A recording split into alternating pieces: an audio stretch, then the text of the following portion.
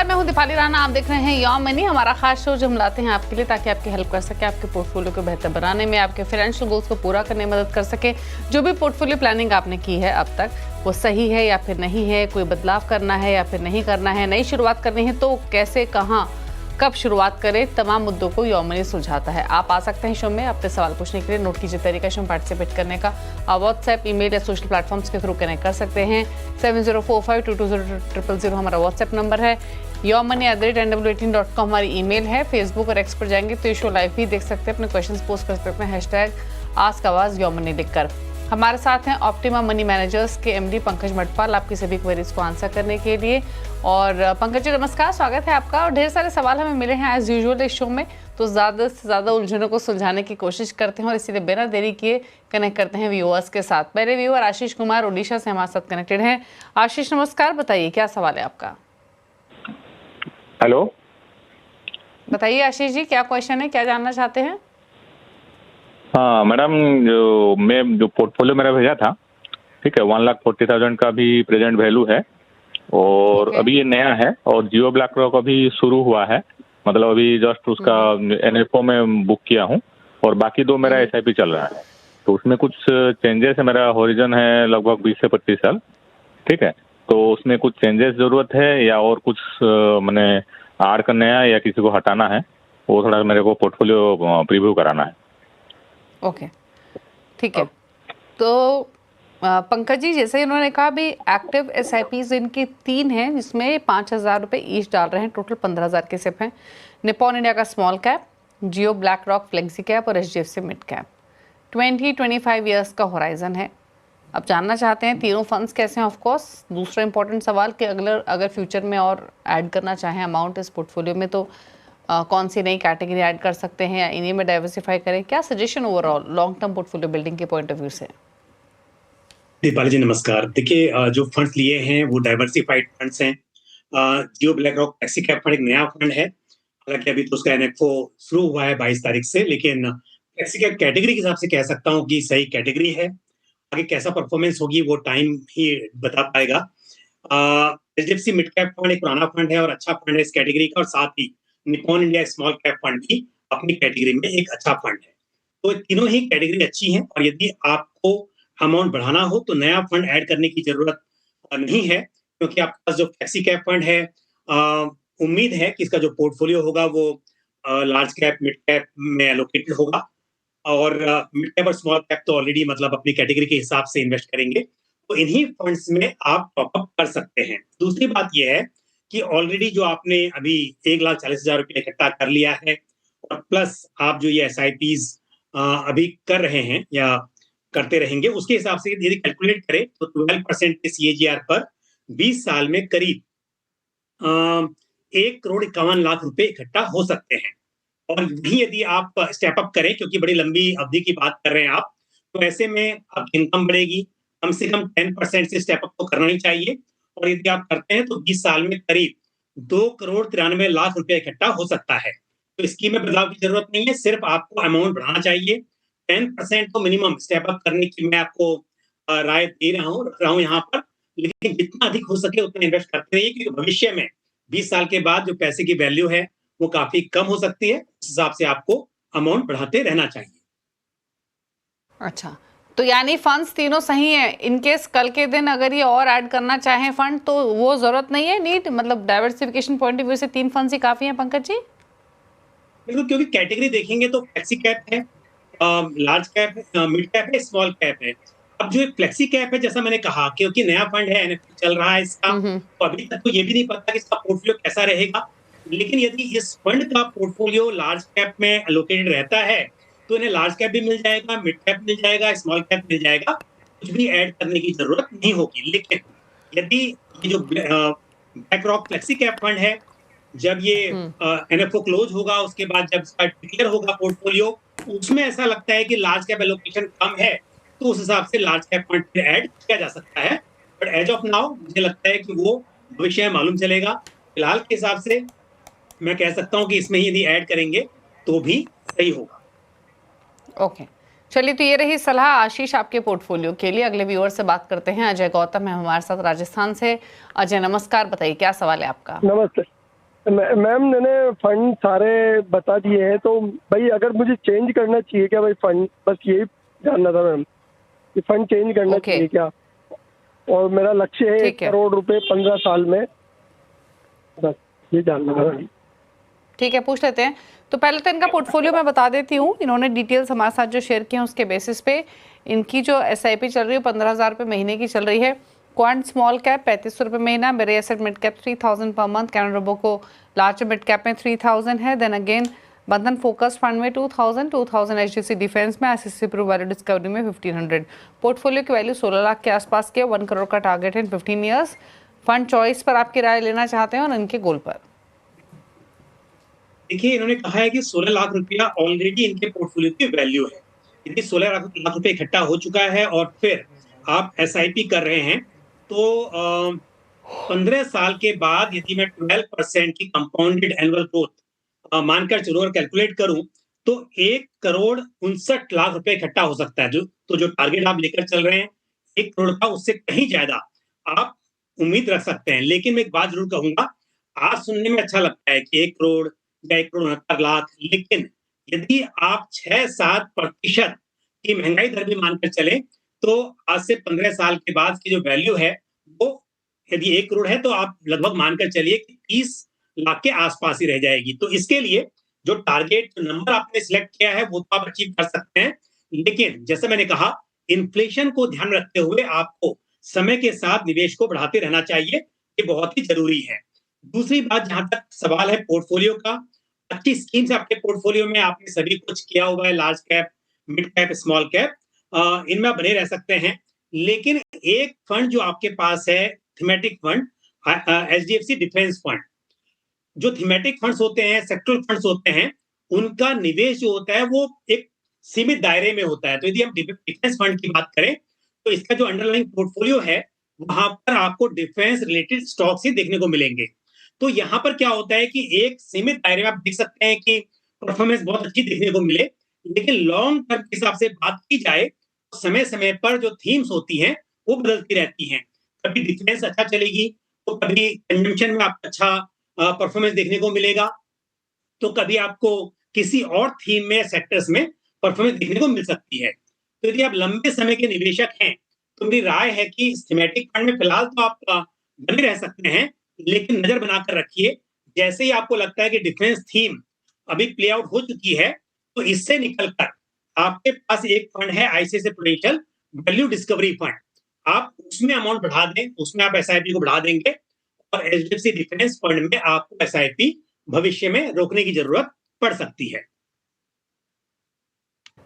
तो क्लियरली आपके पोर्टफोलियो को लेकर राय दी गई है। फंड सिलेक्शन आपका बेहतर है, बने रहिए, इन्वेस्टेड रहिए, लेकिन जो आपके पास थीमेटिक फंड है डिफेंस स्पेस का, उसको क्लोजली मॉनिटर करें। जब परफॉर्मेंस बिगड़े तो वहां से पैसे निकालकर existing ICICI Pru value discovery में डिप्लॉय कर सकते हैं। 1.5 करोड़ से ज़्यादा की राशि इकट्ठा कर लेंगे आप, यानी टारगेट से ज़्यादा आप हासिल कर लेंगे। ये आपके लिए सलाह है। बात करते हैं अगले व्यूअर से। रामचंद्र चेन्नई से हमारे साथ कनेक्टेड है। रामा जी नमस्कार, बताइए क्या सवाल है आपका। मेरा उम्र 35 ईयर्स है। मैं 25,000 हर महीने एसआईपी कर रहा हूँ। 10% एसआईपी स्टेप अप कर रहा हूँ हर साल। ऑलरेडी मेरे पास 5 लाख पोर्टफोलियो है म्यूचुअल फंड का। 5 लाख एनपीएस में है, 1.5 लाख ईपीएफ में है और पीपीएफ में है। मेरा टारगेट है 2 करोड़ का है, 15 साल का है। मेरा पोर्टफोलियो डाइवर्सिफाइड है क्या, और कुछ चेंज करना ज़्यादा चेंज करना है? तो 4 से 5 लाख इनके म्यूचुअल फंड पोर्टफोलियो में है। 4 से 5 लाख इन्होंने बताया एनपीएस में इन्होंने इकट्ठा किए हुए हैं, प्लस एग्जिस्टिंग जो पोर्टफोलियो है वो भी काफ़ी बड़ा है। पहले तो एग्जिस्टिंग पोर्टफोलियो बता देती हूँ। Nippon India small cap, HDFC balance advantage, Nippon India gold BeES, ICICI Pru large cap, ICICI multi asset allocation, Parag Parikh flexi cap, Nifty 50 index fund, Motilal Oswal mid cap, Motilal Oswal Nasdaq 100, SBI contra, ये funds इनके पास शामिल हैं। और 1000 से लेकर 5500 तक की सिप ये इन सभी फंड्स में कर रहे हैं। 15 ईयर्स में 2 करोड़ का टारगेट है, 5 ईयर्स में 25 लाख रुपीज़ का टारगेट है। पोर्टफोलियो की एग्जिस्टिंग वैल्यू 4 से 5 लाख के बीच, यानी 24,000 की मंथली सिप है। क्या सजेशन के लिए? देखिए, जो ईपीएफ का इंटरेस्ट है वो तो गवर्नमेंट डिसाइड करती है साल में, तो जैसा भी इंटरेस्ट मिलेगा वो डिपेंड करेगा कितना पैसा बन पाएगा। लेकिन जहां तक एनपीएस का सवाल है, उसमें आपको चॉइस मिलती है कि आप को कितना एलोकेशन इक्विटी में रखना है। तो मेरी सलाह ये है कि यदि लॉन्ग टर्म की बात हो रही है, तो आपको यहाँ पर इक्विटी एलोकेशन ज़्यादा रखना चाहिए। मुझे अभी नहीं पता कि आपने किस तरह से एलोकेट किया हुआ है, लेकिन इक्विटी में एलोकेशन आप ज़्यादा रखेंगे, तो बेहतर होगा लॉन्ग टर्म के हिसाब से। यदि बात की जाए म्यूचुअल फंड्स की, तो अभी जो ऑलरेडी 5 लाख रुपया आप इकट्ठा कर चुके हैं और प्लस जो एसआईपी है, उसके हिसाब से अगर देखें, तो 15 साल में करीब 2 करोड़ 47 लाख रुपए इकट्ठा हो सकता है। क्योंकि आपने ये भी कहा है कि आप 10% से स्टेप अप भी करेंगे। तो जो एसआईपी है 26,500 की, 5 लाख का जो लमसम ऑलरेडी इकट्ठा हो चुका है आपके पास निवेश के द्वारा, और 10% से स्टेप अप करेंगे तो 12% के सीएजीआर पर मैंने ये कैलकुलेशन की है और निकल कर आ रहा है कि करीब 2.5 करोड़ के आसपास अब इकट्ठा कर पाएंगे। तो इसके लिए अगेन आपने टारगेट 2 करोड़ का लिया हुआ है, बहुत अचीव होता हुआ दिखाई दे रहा है, लेकिन फिर भी जितना अधिक से अधिक हो सके वो इकट्ठा करने की कोशिश करनी चाहिए। बात करते हैं स्कीम की, आपके पास 10 स्कीम है, तो मेरे हिसाब से थोड़ी ज्यादा है।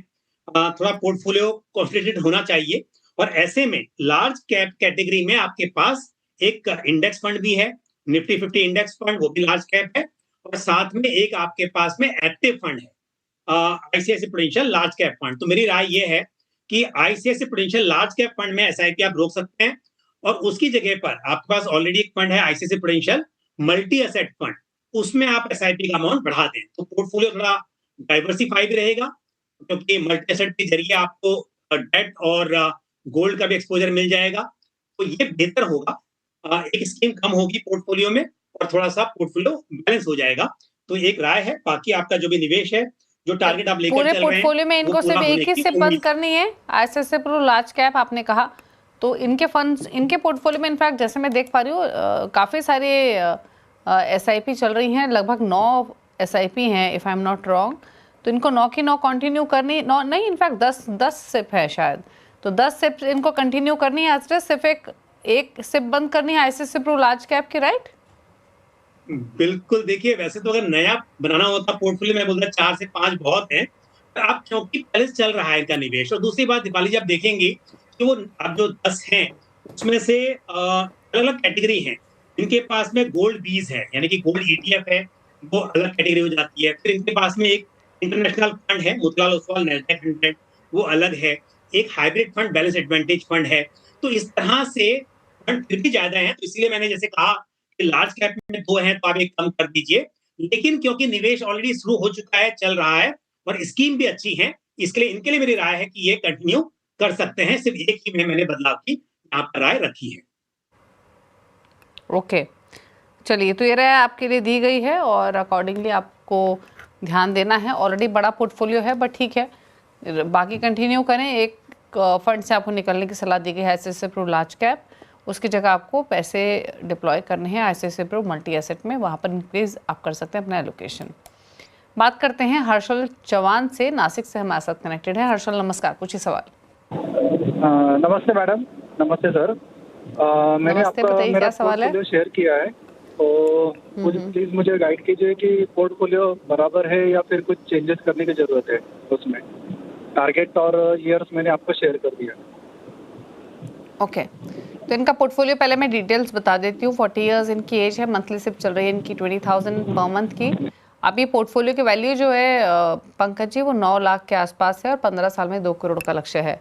कौन कौन से फंड्स हैं इनके पास? है Motilal Oswal large mid cap 3000 पर एक फ्लेक्सी कैप, सिमिलर अमाउंट है मोतीलाल ओसवाल के मिड कैप में, बंधन स्मॉल कैप में, Kotak multi cap, HSBC value में भी 3-3 हज़ार डाल रहे हैं, कोटक फ्लेक्सी कैप में 2000। तो 2 ही सवाल, इनके एग्जिस्टिंग फंड चॉइसेस कैसी हैं? जो पोर्टफोलियो है प्लस 2 करोड़ का टारगेट 15 ईयर्स में, कंसीडरिंग 9 लाख के ऑलरेडी पोर्टफोलियो की वैल्यू हो चुकी है, कितना लाइकली है?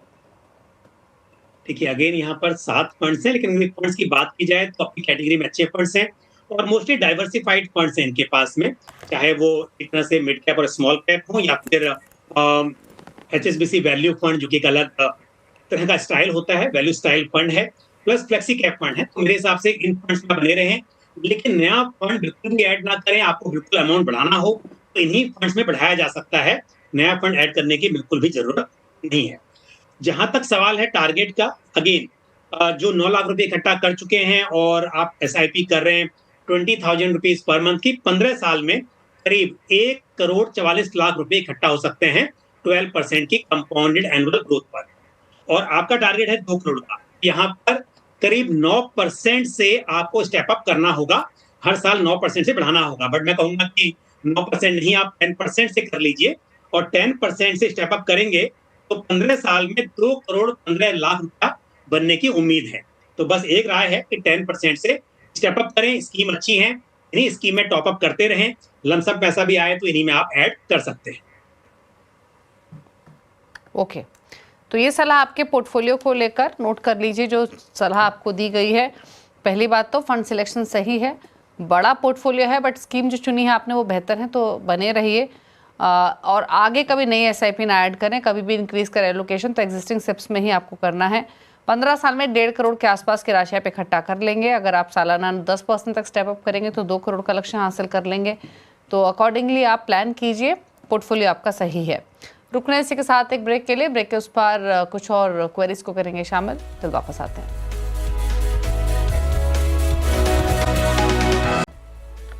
आप देख रहे हैं योर मनी, हमारे साथ पंकज मंडवाल मौजूद हैं आपकी सभी क्वेरीज को आंसर करने के लिए। लेते हैं कुछ और सवालों को, और एक सवाल लेते हैं ईमेल के थ्रू। नव्या ने हमें भेजा है, और ये सवाल इन्होंने भेजा है ओडिशा से।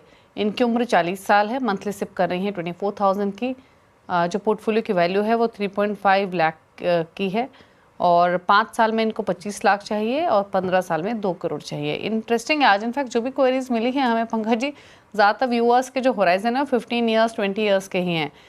इनका एग्जिस्टिंग पोर्टफोलियो बता देती हूँ। अगेन लंबा पोर्टफोलियो है। Nippon India multi cap 3,000 per month, 3,000 per month है पराग पर फ्लेक्सी कैप, 3,000 पर मंथ डाल रहे हैं axis small cap, ICC protic में 3,000, जेम फ्लेक्सी कैप में 2,000, देन एडलवाइज अग्रेसिव हाइब्रिड में 2,000, 2,000 पर मंथ कैनरा रोबो को लार्ज कैप में, पीजीएम इंडिया मिड कैप में 2,000, 2,000 निपॉन इंडिया के स्मॉल कैप में, क्वांट स्मॉल कैप में बेगिन 2,000 पर मंथ डिप्लॉय कर रहे हैं। तो बड़ा पोर्टफोलियो है। क्या सजेशन के पोर्टफोलियो पर और इनकी फंड चॉइसेस पर, और साथ ही गोल पर क्या सलाह रहेगी आपकी? दीपाली जी, 2 चीजें कॉमन है। एक तो आपने कहा कि लोगों का जो इन्वेस्टमेंट होराइजन है लॉन्ग है, बट पोर्टफोलियो में बड़े बड़े हैं। आज सारे क्वेश्चन हमने देखा कि सबने 10-10 फंड लेके रखे हुए हैं, और जबकि हालांकि जो पहले हम बात कर रहे थे वहां पर एक इंटरनेशनल फंड था, या फिर साथ में गोल्ड फंड था, एक डाइवर्सिफिकेशन था, तो भी ठीक था। पर इस पोर्टफोलियो की बात करें तो यहाँ पर उतना डाइवर्सिफिकेशन नहीं है जितने ज्यादा फंड्स हैं, यानी कि एक ही कैटेगरी में मल्टीपल फंड्स रखे हुए हैं। तो फंड्स कम करने चाहिए। पर फिर फिलहाल क्योंकि इंफॉर्मेशन बहुत ज्यादा नहीं है कि किस लिए इतने फंड्स रखे हुए हैं, क्या सच में स्टॉक कर सकते हैं, तो मैं फिर भी कुछ राय जरूर दूंगा। पर पहली बात, टारगेट की अगर करें तो 2 गोल्स हैं।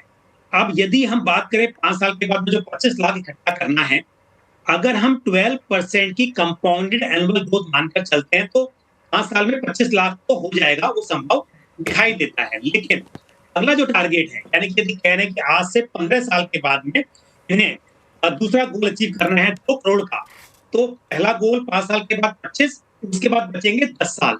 तो उन 10 साल में यदि आप यही अमाउंट इन्वेस्ट करते रहेंगे तो फिर आपका जो टारगेट है वो शायद अचीव नहीं हो पाएगा, तो अमाउंट तो बढ़ाना पड़ेगा। और अभी 24,000 की एसआईपी हो रही है, आपको एसआईपी 11,000 से बढ़ानी होगी, यानी कि कम से कम 35,000 रुपीज पर मंथ की एसआईपी हो अभी। और सिर्फ उससे भी काम नहीं चलेगा, साथ में 10% से स्टेप अप भी करना होगा, क्योंकि आपका जो निवेश अभी है और जो गोल आप लेकर चल रहे हैं उसमें काफी बड़ा गैप है। तो इसके लिए अभी जो 24,000 पर मंथ की एसआईपी है उसे बढ़ाना है 11,000 से, तो 35,000 पर मंथ की एसआईपी हो जाएगी। और जैसे मैंने कहा कि साथ में आपको अभी से 10% हर साल का स्टेप अप भी करना होगा, तब मुमकिन है कि दोनों गोल पूरे हो पाए। दूसरी बात यह है कि जो मैंने कहा कि थोड़ा बदलाव करना है। बाकी बहुत सारी स्कीम तो मैं नहीं कहूंगा कि भी कम करें, लेकिन कम से कम PGIM India mid cap fund जो है उसमें से आप निकल जाएं, उसमें एसआईपी रोक दें, और उसकी जगह पर पोर्टफोलियो में एक स्कीम है Nippon India multi cap fund, उसमें एसआईपी का अमाउंट बढ़ाया जा सकता है। तो एटलीस्ट एक बदलाव तो करना ही है। पर यदि आपका मन करे कि पोर्टफोलियो छोटा करना है तो मैं थोड़ा सा ऐड कर दूंगा कि जैसे जेएम फ्लेक्सी कैप फंड है, और ऑलरेडी आपके पास दूसरा पारंपरिक फ्लेक्सी कैप फंड भी है, तो जेएम फ्लेक्सी कैप फंड में एसआईपी रोकी जा सकती है। इसी तरह से स्मॉल कैप की बात करें तो वहां पर भी क्वांट स्मॉल कैप फंड भी है, एक्सिस स्मॉल कैप फंड भी है, वहां पर भी एक स्मॉल कैप फंड को आप रोक सकते हैं। तो थोड़े आपके फंड्स कम हो जाएंगे, but at least to begin with आपको Nippon India multi cap fund में रहना है, उसमें अमाउंट बढ़ाना है, और PGIM India mid cap fund में आपको एसआईपी स्टॉप करनी है। और प्लस जो मैंने कहा कि अमाउंट आपको बढ़ाना भी होगा, स्टेप अप करना होगा, इस पर बिल्कुल ध्यान देना चाहिए अगर दोनों गोल अचीव करने हैं।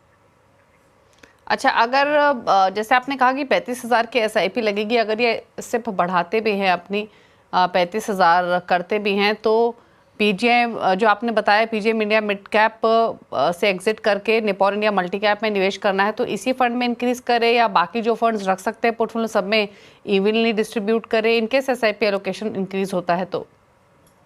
यस, ये बड़ा इंपॉर्टेंट है। अगर आप सच में जो 24,000 है उसे 35,000 करते हैं तो अच्छा खासा अमाउंट बढ़ा रहे हैं 11,000 रुपए का। तो मैं कुछ फंड्स बताता हूँ जो पोर्टफोलियो में किसमें ऐड करना चाहिए। तो उसमें आपके पास में जैसे कि एडलवाइज एग्रेसिव हाइब्रिड फंड है, उसमें बढ़ाएं। उसकी वजह ये भी है कि अगले 5 साल के बाद भी अगर आपको चाहिए पैसा तो बहुत ज्यादा रिस्क नहीं ले सकते हैं, तो इस फंड में बढ़ाना चाहिए। Nippon India multi cap fund long term के हिसाब से अच्छा रहेगा, क्योंकि इसमें लार्ज कैप भी है, मिड कैप भी है, स्मॉल कैप भी है, तो एक ही फंड्स में आपको सब कुछ मिल रहा है, तो इसमें आपको बढ़ाना चाहिए। उसके अलावा आपके पास में पारंपरिक फ्लेक्सी कैप है, एक बेहतरीन फ्लेक्सी कैप फंड है, उसमें भी आपको अमाउंट बढ़ाना चाहिए। तो इन 3 फंड में बढ़ाएं। बाकी में एक Canara Robeco large and mid cap fund में भी बढ़ाया जा सकता है, इसमें बढ़ाएं। इसके अलावा बाकी किसी में आपको बढ़ाने की जरूरत नहीं है। और स्पेशली एक आपके पास में है ICICI prudential technology fund. Again मैंने पहले भी कहा था, ये सेक्टरल फंड, थीमेटिक फंड जो होते हैं एक समय में सही लगते हैं, लेकिन लॉन्ग टर्म के हिसाब से इनमें नजर रखनी होगी आपको। तो ये फंड्स भी यदि जानकारी है आपको टेक्नोलॉजी सेक्टर के बारे में तो ही रहें। हम देख रहे हैं कि टेक्नोलॉजी पर प्रेशर काफी ज्यादा है इस वक्त पर भी, तो इस तरह के फंड्स में भी आप यदि निकल जाए इससे तो वो भी सही रहेगा। ओके, चलिए, तो राय दी गई आपके पोर्टफोलियो को लेकर, अकॉर्डिंगली आपको स्ट्रैटेजी बनानी है। अब बात करते हैं एक और सवाल की। श्रीनाथ ने एक सवाल भेजा है असम से। इंटरेस्टिंग सवाल है इनका पंकज जी। 2 फंड्स है जहां पर इन्होंने लमसम इन्वेस्टमेंट किया, वो भी सिर्फ 6 से 8 महीने के लिए।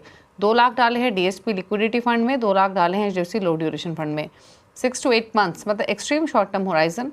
क्या करना है इनको 6 to 8 मंथ्स के लिए वो तो जानना चाहते ही हैं, बट क्योंकि ये बहुत ही डिफरेंट क्वेश्चन है तो हमारे बाकी व्यूअर्स की अंडरस्टैंडिंग के लिए भी प्लीज़ बताइए कि डीएसपी लिक्विडिटी फंड या फिर जो लो ड्यूरेशन फंड होते हैं कौन से फंड होते हैं, कितने होराइजन के पॉइंट ऑफ व्यू से होते हैं, किस तरीके के रिटर्न्स रहते हैं, बताइए। बिल्कुल, देखिए ये बहुत ही लंबा विषय है वैसे, पर मैं कोशिश करूंगा एक्सप्लेन करने की। पहली बात तो ये है कि आपने जो 2 फंड लिए हैं दोनों सही हैं। आपने कहा 6 से 8 महीने, एक लिक्विड फंड है और एक लो ड्यूरेशन फंड है, आप बिल्कुल बने रह सकते हैं। अब ये फंड होते क्या हैं, तो हम जब डेट फंड्स की बात करते हैं इसका मतलब जो आपका पैसा है वो बॉन्ड्स, गवर्नमेंट सिक्योरिटीज, डिबेंचर्स, इस तरह के डेट इंस्ट्रूमेंट में निवेश होता है। आप इक्विटी फंड में करते हैं तो शेयर मार्केट में पैसा लगता है, और डेट में निवेश करते हैं तो डेट इंस्ट्रूमेंट जैसे मैंने कहा बॉन्ड्स, डिबेंचर्स, गवर्नमेंट सिक्योरिटीज, इनमें आपका पैसा निवेश होता है। तो यहाँ पर डेट में 16 कैटेगरी है। एक तो इस बात के आधार पर कि जो पैसा निवेश हो रहा है वो किस तरह के डेट पेपर में हो रहा है, क्या वो गवर्नमेंट सिक्योरिटीज में हो रहा है तो गिल्ट कहलाएगा, गिल्ट फंड कहलाएगा। अगर वो बैंकिंग एंड पीएसयू के डेट में है तो एक कैटेगरी हो जाती है banking and PSU debt fund. लेकिन अगर जैसे दूसरी बात होती है ड्यूरेशन, कि आपने जो निवेश किया हुआ है उसके अंडरलाइंग पोर्टफोलियो में जो सिक्योरिटीज हैं, जो डेट पेपर हैं, वो कितने टाइम की मैच्योरिटी वाले हैं।